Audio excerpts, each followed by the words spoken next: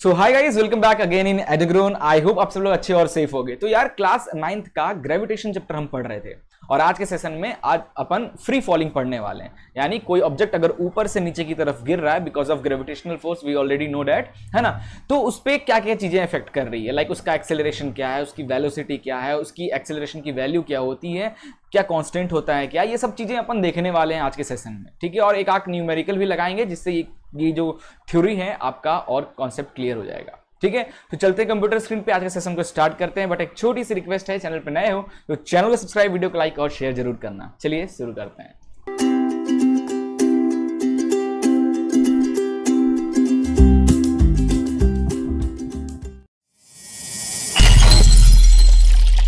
So guys, chapter number 10 gravitation. अगर आपको इस चैप्टर के नोट्स वगैरह चाहिए या MCQs question, most important question या एनसीईआरटी सॉल्यूशंस चाहिए तो आप हमारी वेबसाइट edogrowth.in पे विजिट कर सकते हैं, वहां से आपको सब कुछ मिल जाएगा, ठीक है। डिस्क्रिप्शन में मैं लिंक अवेलेबल करा दूंगा। तो यार हम आगे बढ़ते हैं। प्रीवियस में हमने इस चैप्टर का इंट्रोडक्शन वगैरह पढ़ लिया था, है ना। फिर सेकंड में न्यूटन यूनिवर्सल लॉ को बहुत डिटेल में हमने पढ़ा था। ये टॉपिक डिटेल में पढ़ना बहुत जरूरी भी था। नाउ आज हम पढ़ने वाले हैं यार कि फ्री फॉलिंग का केस क्या है, जरा इसको समझते हैं। तो देखो क्या होता है, जब भी कोई ऑब्जेक्ट को हम ऊपर की तरफ फेंकते हैं तो वो वापस नीचे ही आता है बिकॉज ऑफ हमारे अर्थ का जो ग्रेविटेशनल फोर्स है उसकी वजह से, है ना। तो इसमें क्या क्या चीजें होती है, जरा इस चीज को थोड़ा सा अपन डिटेल में देखते हैं। तो सबसे पहले देखो क्या है कि when an object is thrown upward, it reaches certain height तक जाता है, then it start falling down towards earth, then again वो फिर अर्थ की तरफ फॉल होना लगता है। It is because the earth gravitational force exert on it. थोड़ा सा इसको डिटेल में समझते हैं। देखो होता क्या है यार, मान लीजिए ये अर्थ का सरफेस है ना, ये अर्थ का सरफेस है और ये आप खड़े हो, आपका ये दो टांग और ये दो पैर, आपने एक स्टोन को ऊपर की तरफ फेंका पूरा जान लगा के, तो आपने एक फोर्स पर्टिकुलर मान लो 20 न्यूटन से आपने इस स्टोन को ऊपर की तरफ फेंका। अब ये जैसे जैसे हाइट पे जाता जाएगा स्टोन, तो यार इसकी एनर्जी कम होती जाएगी, जाहिर सी बात है। इसकी 20 न्यूटन, फिर ये ऐसा होगा 15 न्यूटन, फिर और ऊपर जाएगा तो लाइक 10 न्यूटन, फिर और ऊपर जाएगा तो लाइक कैसे होगा, फिर ये 0 न्यूटन पे पहुंच जाएगा। जब इसकी ये एनर्जी खत्म हुई, देन एक सर्टेन हाइट तक जाने के बाद, ये सर्टेन हाइट तक जाने के बाद ये जो स्टोन है वो अगेन नीचे की तरफ आने लगेगा। और ये नीचे की तरफ क्यों आएगा, क्योंकि इसके ऊपर हमारा अर्थ का जो ग्रेविटेशनल फोर्स है वो एक्ट हो रहा है, इसकी वजह से ये नीचे की तरफ आ रहा है। इन दैट केस में अगर हम डायरेक्शन की बात करें तो इसका डायरेक्शन तो एक ही तरफ है, डाउनवर्ड, डायरेक्शन तो डाउनवर्ड ही है, ठीक है। बट हियर तो वेलोसिटी की बात करें, वेलोसिटी वो हमें कांस्टेंट नहीं है, वेलोसिटी कंटिन्यूअसली चेंज होता हुआ दिखेगा, क्यों, क्योंकि हाइट चेंज हो रहा है ना। ये देखो पहले स्टोन यहां था, फिर कहीं यहां पे आएगा, फिर कहीं यहां पे आएगा, फिर कहीं यहां पे आएगा, फिर कहीं यहां पे आएगा, फिर यहां पे आएगा। तो हाइट चेंज होने की वजह से क्या होता है, इसकी वेलोसिटी भी चेंज होती रहेगी, but the direction was same, that is downward direction. इसके बारे में थोड़ा सा अपन और आगे चलेंगे तो फॉर्मूला की हेल्प से मैं आपको दिखाऊंगा कि वाई वेलोसिटी विल वेरिएबल, ठीक है। अपन फॉर्मूला के हिसाब से आगे डिस्कस करेंगे। तो अभी बस इतना माइंड में रख लो। आगे चलते हैं, देखो कह रहा है वही आगे चीजें कह रहा है, ये हो गया। नाउ आगे है this fall under the influence of earth is called free fall of object, है ना। फिर से एक बार रिपीट करूंगा मैं कि when an object is thrown upward, जब कोई ऑब्जेक्ट को आप ऊपर की तरफ फेंकते हो, इट रीचेस सर्टेन हाइट, एक सर्टेन हाइट तक वो जाता है, देन वो start falling down towards the earth, फिर वो अर्थ की तरफ वापस फॉल होने लगता है। ऐसा इसलिए होता है बिकॉज उस पे ग्रेविटेशनल फोर्स एक्सर्ट करता रहता है, ठीक है। Now this falling under the influence of gravitation, that is free fall of object. इसी को अपन फ्री फॉलिंग कहते हैं किसी भी ऑब्जेक्ट का। ग्रेविटेशन के इंफ्लुएंस में कोई ऑब्जेक्ट अगर नीचे की तरफ गिर रहा है देन उसे ही अपन फ्री फॉलिंग कहते हैं, ठीक है। अब आगे देखना, during this free fall direction do not change. Direction तो यार डाउनवर्ड ही है ना, ऐसा तो नहीं ऊपर से नीचे आते आते वो फिर से डायरेक्शन चेंज हो गया, ऐसा तो है नहीं। तो direction, but velocity continuously change which is called acceleration due to gravity, it is denoted by small g, ठीक है, तो क्या है, डायरेक्शन तो सेम रहेगा, but their velocity will be continuously changes, उसकी वेलोसिटी बदलती रह जाएगी, उसी वेलोसिटी, ठीक है, velocity continuously change which is called acceleration due to gravity. और ऐसा क्यों होता है? Because of acceleration due to gravity, gravity के द्वारा जो फोर्स लग रहा है उसके द्वारा जो एक्सीलरेशन प्रोड्यूस हो रहा है उसकी वो वजह से ये चीजें हो रही है। ठीक है, now it's SI unit as acceleration. तो ये जो एक्सीलरेशन ड्यू टू ग्रेविटी है, ठीक है, नॉर्मली अगर कोई ऑब्जेक्ट हॉरिजेंटली सरफेस पे चलता है, इन दैट केस एक्सेलरेशन को अपन ए लिखते हैं, बट फ्री फॉलिंग के केस में एक्सेलरेशन को हम स्मॉल जी से डिनोट करते हैं और इसे ही कहते हैं हम एक्सेलरेशन ड्यू टू ग्रेविटी, जिसकी वैल्यू होती है 9.8 metre per second square and the unit is metre per second square. ठीक है, तो ये चीज बहुत ध्यान से माइंड में बसाए रखना। ठीक है, चलिए आगे कुछ और चीजें देखते हैं। Now gravitation acceleration and its value at the surface of earth. Earth के सरफेस पे ग्रेविटेशनल एक्सेलरेशन की क्या वैल्यू होती है? तो ध्यान से दो, the uniform acceleration produce in free falling object due to gravitational force of earth is called acceleration due to gravity. तो जब कोई ऑब्जेक्ट फ्री फॉलिंग हो रहा है, इन दैट केस जो एक्सेलरेशन की वैल्यू होती है वो यूनिफॉर्म रहती है हर केस में, 9.8 मीटर पर सेकेंड स्क्वायर। ठीक है, कैसे निकलता है ये जी स्मॉल जी की वैल्यू अभी आगे अपन थोड़ा सा डिस्कस करेंगे, बट अभी यहां पे इतना जो चीजें बोल रहा हूं उसको ध्यान में रखो। नाउ इसी एक्सेलरेशन ड्यू टू ग्रेविटी को हम जी से रिप्रेजेंट करते हैं and it always act towards the centre of earth. और ये जो एक्सेलरेशन है ये हमेशा अर्थ के सेंटर की तरफ ही लगता रहता है ना। अगर आपको इस एक सर्कुलर फोर्स के हिसाब से बताएं, हमारा अर्थ कौन सा शेप का है? हमारा अर्थ का जो शेप है ओवल शेप का है, बट अगर हम एज ए सर्कुलर डिनोट करके अगर आपको समझाने की कोशिश करें तो आप समझ सकते हो इस चीज को। लाइक ये हमारा अर्थ का सेंटर हो गया कोर, और ये हमारा अर्थ का आउटर सरफेस है ना। तो ये ऑब्जेक्ट क्या हो रहा है, ये ऑब्जेक्ट यहाँ पे है, तो इस पे क्या हो रहा है, नीचे की तरफ क्या लग रहा है, एक force that is gravitational force, और इसी डायरेक्शन में एक्सेलरेशन भी लग रहा है जिसे अपन ए नहीं ना लिख के स्मॉल जी लिखते हैं, that is acceleration due to gravity, earth के सेंटर की ओर। ठीक है, इस चीजों को ध्यान में रखना। नाउ नेक्स्ट है यार, इसे कैलकुलेट कैसे करते हैं? ये स्मॉल हमारे अर्थ की जो स्मॉल जी की जो वैल्यू है ना वो 9.8 मीटर पर सेकेंड स्क्वायर है। तो सर यार इसे कैलकुलेट कैसे किए? तो देखो, तो सबसे पहले ये बताओ, हमने एक फॉर्मूला पढ़ा था यूनिवर्सल लॉ ऑफ ग्रेविटेशन का फॉर्मूला, क्या पढ़ा था? That is F is equal to what? Gravitational constant mass of one object into mass of another object divided upon दोनों का distance, that is R square. ये हमने पढ़ा था। यहां पे जो कैपिटल M है इसको ME लिख देते हैं, that is mass of earth. Earth पे चीजें हो रही है तो अर्थ का मास, और स्मॉल m क्या है? ये है आपका उस ऑब्जेक्ट या वो स्टोन जो आपने फेंका है उसका मास। सो me is the mass of earth and small m is the mass of an object, r is the radius of earth। here the r is radius क्योंकि अर्थ के अंदर ही हो रहा है ना, तो रेडियस लेंगे अर्थ का। ठीक है, now if acceleration due to gravity is g due to force f then f is equal to mg, है ना। देखो क्या हो रहा है, एक्सेलरेशन ड्यू टू, वैसे क्या होता है फोर्स का फॉर्मूला? वैसे फोर्स का फॉर्मूला होता है मास इनटू एक्सेलरेशन, बट क्योंकि ग्रेविटी के रिप्रेजेंट में ये नीचे आ रहा है, इन दैट केस ये acceleration change to acceleration due to gravity and its value is what? Small g. तो अपन ये वाला फॉर्मूला चेंज करेंगे, यूज करेंगे, है ना। तो एक तो भाई यूनिवर्सल लॉ से एक फॉर्मूला दिया गया था, F is equal to G mass of earth upon mass of object upon what? दोनों रेडियस का स्क्वायर। एक दूसरा फोर्स है जो किस पे लग रहा है? ऑब्जेक्ट पे जो फोर्स लग रहा है दैट इज क्या लग रहा है? ऑब्जेक्ट का मास और नीचे लगने वाला gravitational force, sorry acceleration due to gravity, है ना। अगर दोनों को इक्वल कर दें तो ये m into G, mass of object into G is equal to capital G mass of earth upon mass of object upon R square. तो ये m नॉट कट गया, यहाँ पे स्मॉल जी की वैल्यू आ जाएगी capital G mass of earth upon radius square. Now capital G की value, capital G की value क्या होती है? 6.67 into 10 power minus 11, okay, into mass of earth. Earth का मास कितना होता है? ये होता है 6 इंटू 10 पावर 24। ये हमारे अर्थ का मास है, ठीक है, approximate mass. Then divided by earth के रेडियस का स्क्वायर। तो अर्थ की रेडियस कितनी होती है? दैट इज 6.37 इंटू 10 पावर 6 का whole square.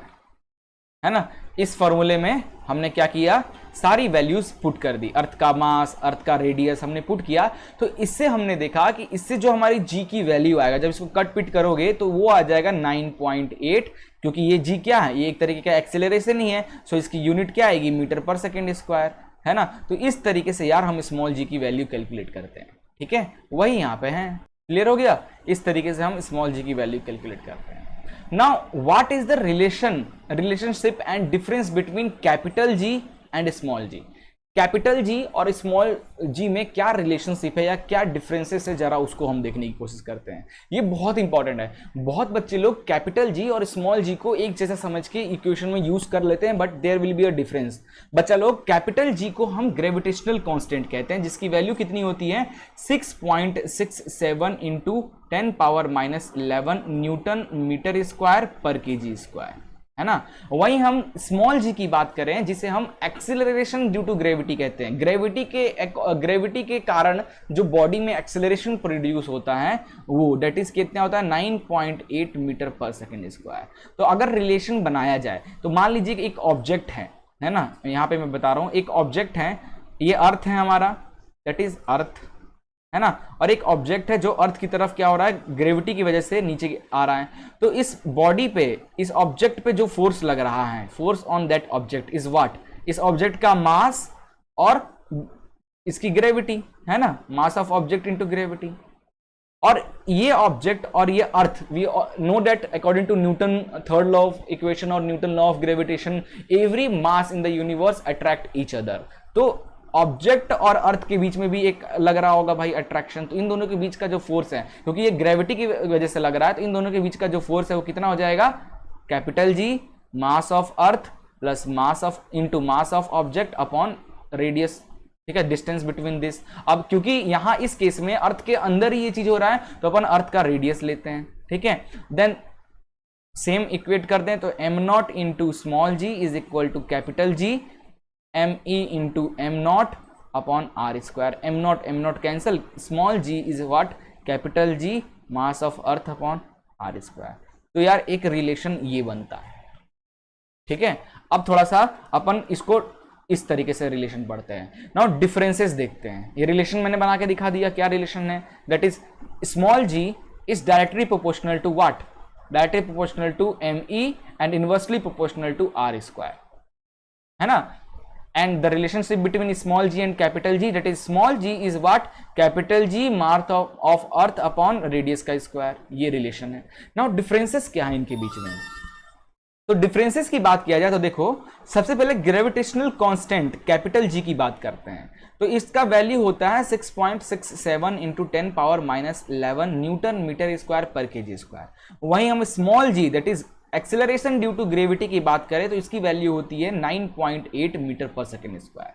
Now it's value remain constant always and everywhere. दुनिया के किसी भी कोने पे चले जाओ, पानी में चले जाओ, बर्फ में चले जाओ, वेनस में चले जाओ, मरकरी में चले जाओ, कहीं भी चले जाओ, सन पे चले जाओ, ये जो ग्रेविटेशनल कांस्टेंट की वैल्यू है वो हर जगह सेम होती है, क्योंकि ये एक कांस्टेंट है। वहीं हम gravitation acceleration due to gravity की बात करें तो इसकी वैल्यू चेंज होती जाएगी। क्यों चेंज होती जाएगी, क्योंकि ये किस पे डिपेंड करती है, ये डिपेंड करती है उस गोले के मास पे और उसके रेडियस पे। तो यार वेनस, सन, सबका रेडियस भी अलग अलग है और सारे जो हमारे प्लैनेट्स हैं उनका मास भी अलग अलग है, तो उनकी एक्सेलरेशन ड्यू टू ग्रेविटी भी अलग अलग निकलेगी, ठीक है। तो इस चीज को ध्यान में रखना। आगे हैं यूनिट की बात करें तो ग्रेविटेशनल कांस्टेंट की जो यूनिट होती है वो न्यूटन मीटर स्क्वायर पर केजी स्क्वायर, है ना। वहीं acceleration due to gravity small g की बात करें तो मीटर पर सेकंड स्क्वायर, वही जो एक्सेलरेशन की यूनिट होती है वही इसकी भी होगी, ठीक है। नाउ जो ग्रेविटेशनल कांस्टेंट होता है इसकी ये स्केलर क्वांटिटी का होता है, but the acceleration due to gravity it is a vector quantity, it means it have magnitude as well as direction. इसके पास एक मैग्नीट्यूड होता है that is 9.8 metre per second square और डायरेक्शन भी होता है that is downward direction, so that is vector quantity, ठीक है। अब एक क्वेश्चन लगाते हैं। आई होप यार कैपिटल जी को आप समझ गए होगे बहुत अच्छे से, स्मॉल जी को बहुत अच्छे से समझ गए होगे। यहां पे कुछ क्वेश्चंस आपसे पूछ दिया जाता है, जैसे कभी आपको बोल देगा कि लाइक वेनस का स्मॉल जी की वैल्यू निकालो, तो उसके लिए आपको क्वेश्चन में गिवन दे देगा कि मास ऑफ वेनस कितना है, रेडियस ऑफ वेनस कितना है, या फिर मर्क्यूरी का या फिर जुपिटर का एक्सेलरेशन ड्यू टू ग्रेविटी निकालो। ऐसे एग्जाम में क्वेश्चन आ सकते हैं। तो जब क्वेश्चन आएगा तो उसमें आपको बताएगा, आपको पूरे प्लैनेट का मास और रेडियस याद करने की जरूरत नहीं है। क्वेश्चन में आएगा, गिवन में लिखा होगा क्वेश्चन में कि that is mass of Jupiter is इतना, रेडियस ऑफ जुपिटर इज इतना, then find the acceleration due to gravity of Jupiter. तो आप इस फॉर्मूले से आराम से निकाल सकते हो। फॉर्मूला तो सबके लिए सेम रहेगा ना, जी की वैल्यू तो सेम ही है, मास और रेडियस आपको पुट करना है, आपका स्मॉल जी की वैल्यू निकल जाएगी उस प्लैनेट की। ठीक है, चलिए आगे चलते हैं। अब एक क्वेश्चन है, ध्यान से सुनना, ये बहुत इंपॉर्टेंट क्वेश्चन है, आपके काफी सारे कॉन्सेप्ट को क्लियर कर देगा। कह रहा है कि ये हमारा अर्थ का सरफेस है, मान लीजिए ये हमारा अर्थ का सरफेस है। ठीक है, दो स्टोन, एक स्टोन छोटा है 150 ग्राम का, ठीक है, और एक स्टोन थोड़ा सा बड़ा है, ठीक है, जिसका मास है 500 ग्राम, इसका मास है 500 ग्राम। दोनों सेम हाइट से, ठीक है, दोनों सेम हाइट से नीचे की तरफ गिराया जा रहा है, दोनों की हाइट भी सेम है, that is h, same height से दोनों को गिराया जा रहा है, इसको भी और इसको भी। तो पूछ रहा है क्वेश्चन में कि दोनों में से कौन पहले सरफेस को टच करेगा। ये अर्थ का सरफेस है, कौन इसको पहले टच करेगा। If two stones, that is one 150 gram का है, another is 500 gram, are dropped from a height, now which stone will reach the surface of earth first और वाई, एक्सप्लेन दीजिए। तो यार देखो, अगर आपको फॉर्मूला याद है तो इन, क्योंकि अर्थ एक गोला है, स्टोन भी एक गोला है, तो अर्थ के पास भी एक मास है, स्टोन्स के पास भी मास है। तो यूनिवर्स में जितने भी मासेस है वो एक दूसरे की तरफ अट्रैक्ट करते हैं बिकॉज ऑफ ग्रेविटेशनल फोर्स। तो उस केस में जो दोनों पे के बीच का जो फोर्स होता है उसकी वैल्यू क्या होती है, capital G, mass of that, like इस केस में मास of earth plus mass of into mass of that object small m, है ना, अपॉन रेडियस ऑफ अर्थ का स्क्वायर, ये होता है। और इस ऑब्जेक्ट पे, इन दोनों ऑब्जेक्ट पे लगने वाला फोर्स क्या हो जाएगा, दैट इज मास इनटू क्या, ये एक्सेलरेशन, है ना, लाइक यहां भी मास, फोर्स, मास इनटू एक्सेलरेशन, है ना। अब क्योंकि ये ग्रेविटी के फ्री फॉलिंग हो रही है, then in that case free falling में ये मास इनटू एक्सेलरेशन ना होके m इनटू जी हो जाएगा। Here also for this that is m into g हो जाएगा, क्योंकि फ्री फॉलिंग हो रही है। फ्री फॉलिंग में एक्सेलरेशन कन्वर्ट हो जाता है एक्सेलरेशन ड्यू टू ग्रेविटी में, जिसकी वैल्यू कांस्टेंट होती है हर केस में, ठीक है, यूनिफॉर्म होती है, that is 9.8 metre per second square.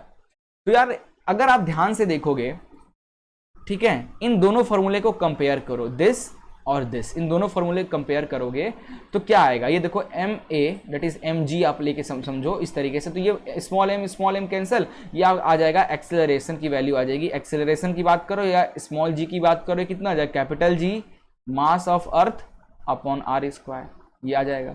तो यहाँ पे क्या समझ में आ रहा है कि जो स्मॉल जी या एक्सेलरेशन ड्यू टू ग्रेविटी की जो वैल्यू वो किस पे डिपेंड कर रहा है, वो अर्थ के मास पे डिपेंड कर रहा है। देखो स्मॉल जी की जो वैल्यू है वो डायरेक्टली प्रोपोर्शनल है अर्थ के मास के, और स्मॉल जी की जो वैल्यू है वो इनवर्सली प्रोपोर्शनल है अर्थ के रेडियस के स्क्वायर के। तो यहाँ पे तो कहीं ऑब्जेक्ट के मास का तो लेना देना ही नहीं है, तो ऑब्जेक्ट का मास कुछ भी हो, 150 ग्राम हो चाहे 500 ग्राम हो, दोनों की एक पर्टिकुलर हाइट से आप जब छोड़ोगे तो दोनों सेम टाइम पे अर्थ सरफेस को टच करेंगे, क्योंकि एक्सेलरेशन इनमें जो एक्सेलरेशन हो रहा है, जब ये नीचे आ रहा है तो इनके अंदर जो एक्सेलरेशन प्रोड्यूस होगा it's value will be a same, because that acceleration doesn't depend on mass of that object, it depend on mass of earth and the radius of that earth, ठीक है। so acceleration in an object falling free towards earth depends on the mass of earth and the height of object from the center of earth, ठीक है, centre of earth से उस object की height, that is radius भी जैसे कहेंगे, interior चल रहा है तो उनके बीच का, वो डिपेंड ही नहीं करता कि ऑब्जेक्ट का मास क्या है, उस पर डिपेंड ही नहीं करता। तो जाहिर सी बात है वो दोनों सेम सरफेस को एक साथ टच करेंगे, ठीक है। तो यार आई होप आप स्मॉल जी और कैपिटल जी को बहुत अच्छी तरीके से समझ गए होंगे और इनके रिलेशंस भी समझ गए होंगे, और इस क्वेश्चन से आपको एक बहुत इंपॉर्टेंट चीज भी क्लियर हो गया होगा, that small G doesn't depend on object mass, it depends on height of that object from the surface of earth and the mass of that earth, ठीक है, it doesn't depend on object mass. तो guys मिलते हैं next video में एक नए topic के साथ, तब तक के लिए goodbye and take care.